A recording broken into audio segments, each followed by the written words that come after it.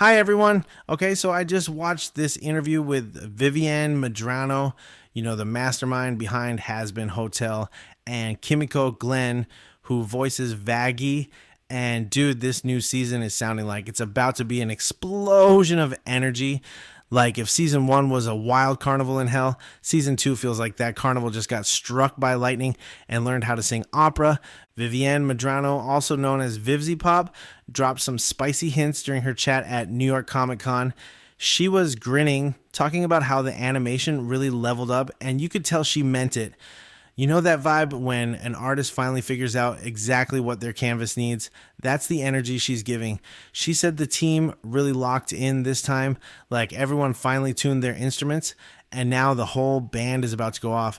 And honestly, I felt that season one was already gorgeous. Like every frame looked like a mural painted by someone possessed by glitter and chaos. But apparently, this new season's artwork is even more insane. Vivienne said the songs are really good, which coming from her basically means we're about to get earworms that live rent free in our heads for months. She called the song Sequences the most babied, which cracked me up but also made sense. Those moments are like the show's heartbeat, loud, emotional, and ridiculously extra in the best way. Then Kimiko Glenn came in with her own little bombshell. She said this season's pulling some background characters out of the shadows and giving them actual storylines. Like imagine those side characters who barely got a line last time suddenly stepping into the spotlight, and you realize they've been hiding a whole storm of personality. That's the kind of thing that makes a show feel alive when you start caring about everyone, not just the main crew. Glenn said fans are going to be obsessed, and honestly, she didn't even need to convince me. Vivienne also talked about the sing-along screenings, which I'm sorry, how perfect is that idea? Hazbin Hotel songs in a theater with fans belting out harmonies like some demonic version of Rocky Horror. She said she missed one because she was in Tokyo, which is kind of tragic, but she was hyped at the idea of doing it again for season two. She mentioned that some parts of the new season would look amazing on a big screen, and you just know she's hinting at some massive cinematic moments. And look, this all tracks with what's going on in the story. The war between Vox and Heaven is heating up, which means the action is going to be next level. Explosions, chaos, maybe even some heartbreak.